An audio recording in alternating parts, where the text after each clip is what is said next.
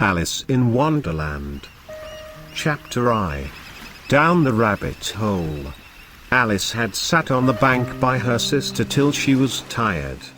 Once or twice she had looked at the book her sister held in her hand, but there were no pictures in it, and what is the use of a book, thought Alice, without pictures?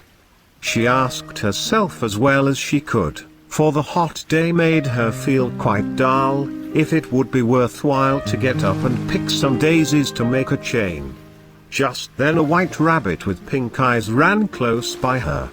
Image that was not such a strange thing, nor did Alice think it so much out of the way to hear the rabbit say, "Oh dear! Oh dear! I shall be late."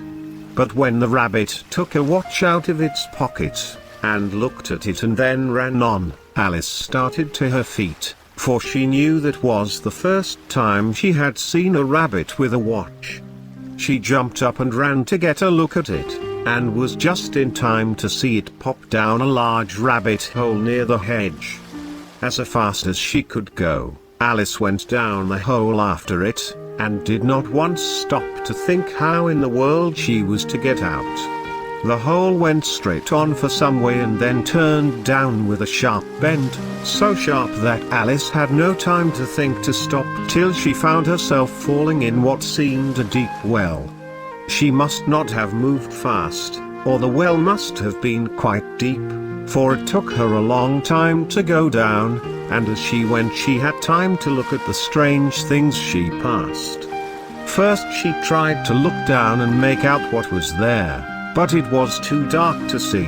Then she looked at the sides of the well and saw that they were piled with bookshelves. Here and there she saw maps hung on pegs.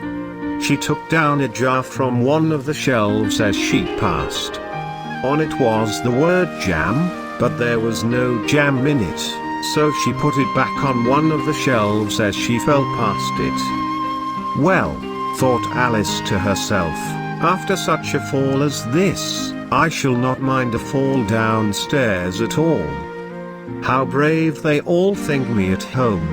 Why, I wouldn't say a thing if I fell off the top of the house.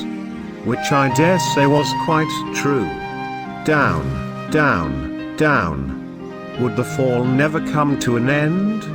I should like to know, she said, how far I have come by this time. Wouldn't it be strange if I should fall right through the earth and come out where the folks walk with their feet up and their heads down? Down, down, down. Dinah will miss me tonight, Alice went on. Dinah was the cat. I hope they think to give her her milk at tea time. Dinah, my dear. I wish you were down here with me. There are no mice in the air, but you might catch a bat, and that's much like a mouse, you know. But do cats eat bats? And here Alice must have gone to sleep, for she dreamed that she walked hand in hand with Dinah, and just as she asked her, "Now, Dinah, tell me the truth, do you eat bats?" All at once, thump, thump. Down she came on a heap of sticks and dry leaves, and the long fall was over. Alice was not a bit hurt, but at once jumped to her feet. She looked up, but all was dark there. At the end of a long hall in front of her the white rabbit was still in sight. There was no time to be lost, so off Alice went like the wind, and was just in time to hear it say, "Oh, my ears, how late it is." Then it was out of sight. She found she was in a long hall with a low roof, from which hung a row of lighted lamps. There were doors on all sides, but when Alice had been all round and tried each one, she found they were all locked. She walked back and forth and tried to think how she was to get out. At last she came to a stand made all of glass. On it was a tiny key of gold, and Alice's first thought was that this might be a key to one of the doors of the hall, but when she had tried the key in each lock, she found the locks were too large or the key was too small, it did not fit one of them. But when she went round the hall once more, she came to a low curtain which she had not seen at first, and when she drew this back she found a small door, not much more than a foot high. She tried the key in the lock, and to her great joy it fitted. Alice found that the door led to a hall the size of a rat hole. She knelt down and looked through it into a garden of gay flowers. How she longed to get out of that dark hall and near those bright blooms, but she could not so much as get her head through the door. And if my head would go through, thought Alice, it would be of no use, for the rest of me would still be too large to go through. Oh, how I wish I could shut up small. I think I could if I knew how to start. There seemed to be no use to wait by the small door, so she went back to the stand with the hope that she might find a key to one of the large doors, or maybe a book of rules that would teach her to grow small. This time she found a small bottle on it which I am sure was not here just now, said Alice, and tied round the neck of the bottle was a tag with the words "Drink Me" printed on it. It was all right to say "drink me," but Alice was too wise to do that in haste. No, "I'll look first," she said, "and see if it's marked poison or not," for she had been taught if you drink much from a bottle marked poison, it is sure to make you sick. This had no such mark on it, so she dared to taste it, and as she found it nice, it had, in fact, a taste of ice cream, roast fowl, and hot toast. She soon drank it off. "How strange I feel," said Alice. "I am sure I am not so large as I was." And so it was. She was now not quite a foot high, and her face lighted up at the thought that she was now the right size to go through the small door and get out to that lovely garden. Poor Alice. When she reached the door she found that she had left the key on the stand, and when she went back for it, she found she could by no means reach it. She could see it through the glass, and she tried her best to climb one of the legs of the stand, but it was too sleek, and when she was quite tired out, she sat down and cried. "Come, there's no use to cry like that," Alice said to herself as stern as she could speak. "I tell you to leave off at once." Soon her eyes fell on a small glass box that lay on the floor. She looked in it and found a tiny cake on which were the words "Eat me," marked in grapes. "Well, I'll eat it," said Alice, "and if it makes me grow tall, I can reach the key. And if it makes me shrink up, I can creep under the door, so I'll get out some way." So she set to work and soon ate all the cake. Chapter 8. The Pool of Tears. How strange. "Oh my," said Alice, "how tall I am, and all at once, too. Goodby, feet." For when she looked down at her feet they seemed so far off, she thought they would soon be out of sight. "Oh, my poor feet, who will put on your shoes for you now, dears? I'm sure I shan't do it. I shall be a great deal too far off to take care of you. You must get on the best way you can, but I must be kind to them," thought Alice, "or they won't walk the way I want to go.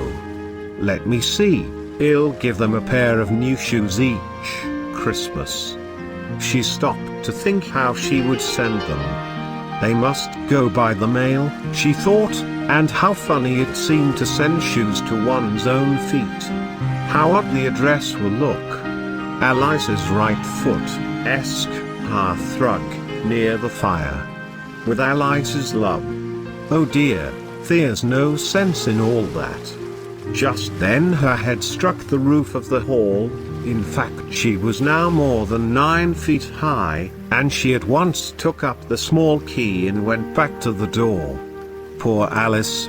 It was as much as she could do, when she lay down on one side, to look through to the garden with one eye, but to get through was not to be hoped for, so she sat down and had a good cry. "Shame on you," said Alice. "A great big girl like you, she might well say this to cry in this way. Stop at once, I tell you." But she went on all the same, and shed tears till there was a large pool all round her, and which reached halfway down the hall.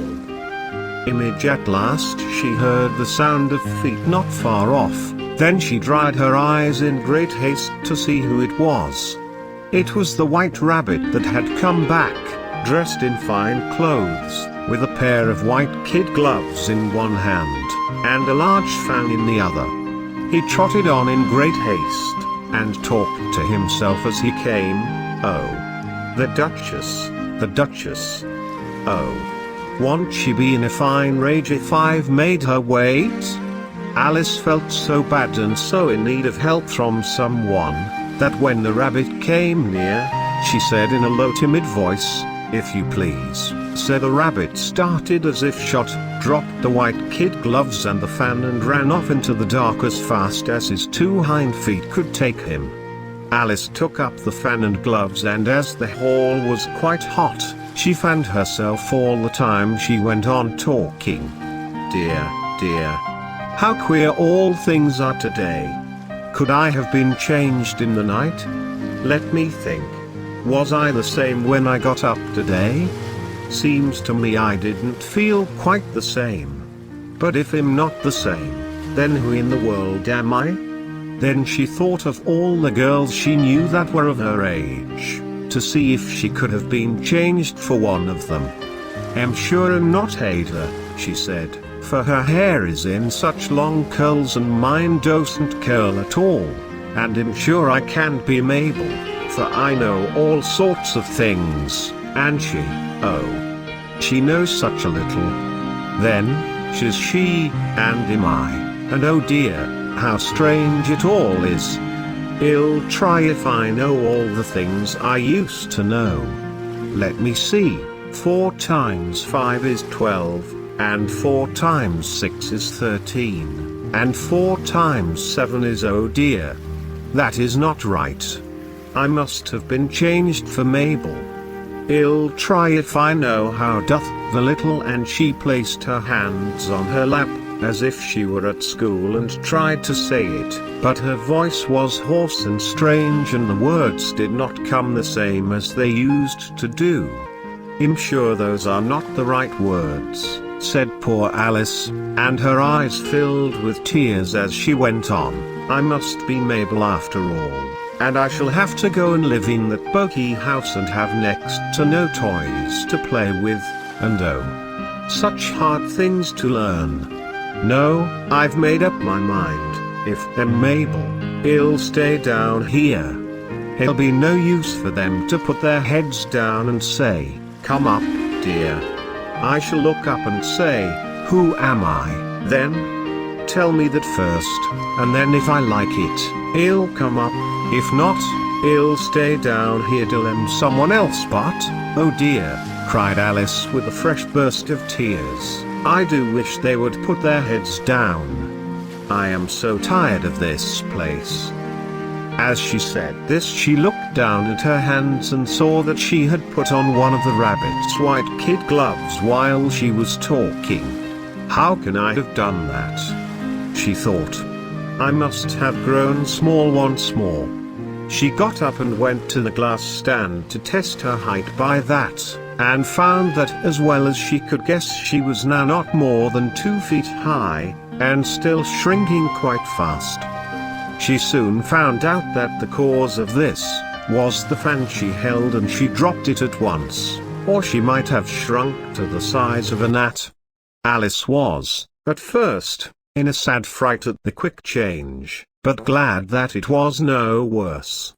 Now for the garden, and she ran with all her speed back to the small door, but, oh dear!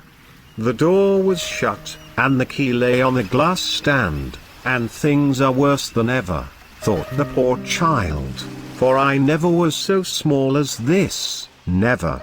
It's too bad, that it is. As she said these words, her foot slipped, and splash! She was up to her chin in salt water. At first she thought she must be in the sea, but she soon made out that she was in the pool of tears which she had wept when she was 9 feet high. "I wish I hadn't cried so much," said Alice as she swam round and tried to find her way out. "I shall now be drowned in my own tears. That will be a queer thing, to be sure. But all things are queer today." Just then she heard a splash in the pool a little way off, and she swam near to make out what it was. At first she thought it must be a whale, but when she thought how small she was now, she soon made out that it was a mouse that had slipped in the pond. Would it be of any use now to speak to this mouse? All things are so out of way down here. I should think maybe it can talk, at least there's no harm to try. So she said, "Oh mouse, do you